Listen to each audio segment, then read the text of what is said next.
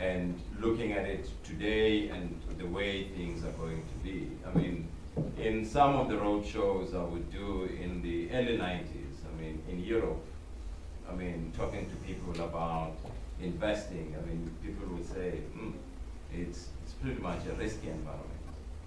But when I look at some of the enterprises and institutions I would talk to about investing in Africa, almost all of them are there today.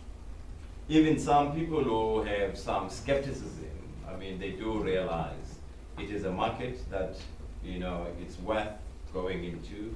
The returns are good. I mean, EBITDA margin in mobile operations is in the range of between 35 to 40%, just to give you a sense of, you know, the margin. So clearly, there's a huge opportunity.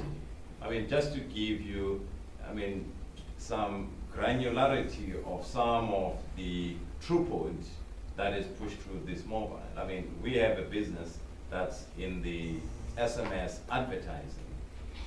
The inventory that we deal with, I mean, we don't regard ourselves big. The inventory of SMS that we deal with in about 15 countries is close to 30 billion SMSs per month that we tag adverts on it.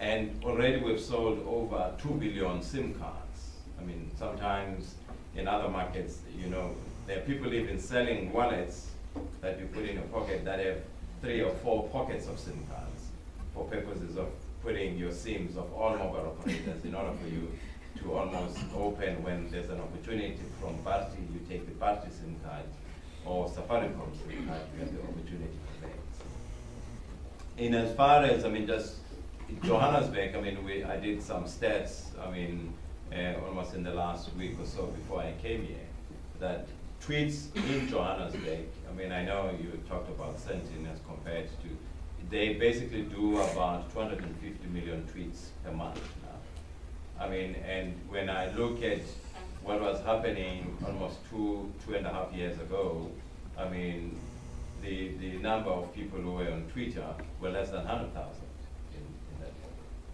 There is almost these jumps that we see going forward, not only in urban Africa, even in rural Africa.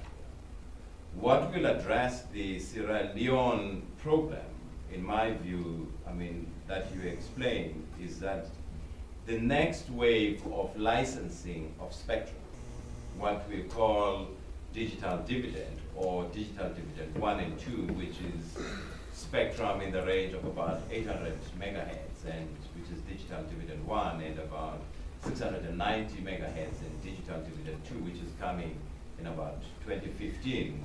Once that is available, it is going to assist in putting much more faster speeds in rural or peri-urban areas in Africa, basically.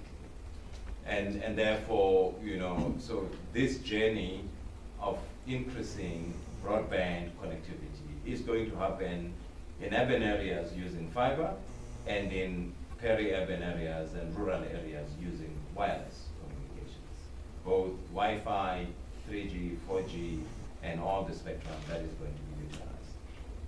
So just in summary, really, what one is saying is that there's a great opportunity in the continent for those who want to invest, and there's a great opportunity for those who want to get involved in developing, you know, applications or building infrastructure or integrating all these different platforms.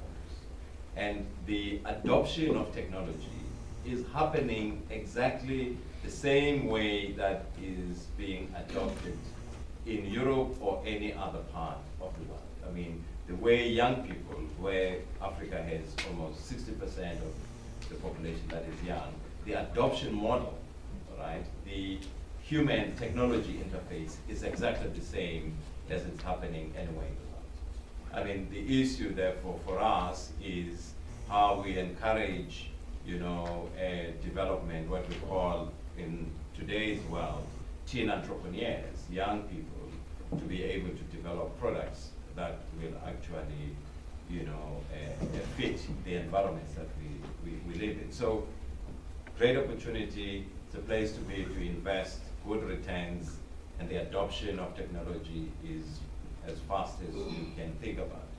I monitor this when I looked at some of the applications that get launched in California, whether it's Dropbox, whether it's Instagram, whether it's Pinterest. When you look at adoption of some of these new products, you see the same adoption happening, whether it's in Nairobi or Lagos, whether it's in Kigali, whether it's in Harare, everything is the same. And that's how technology is today. Thank you. Thank you very much for that presentation.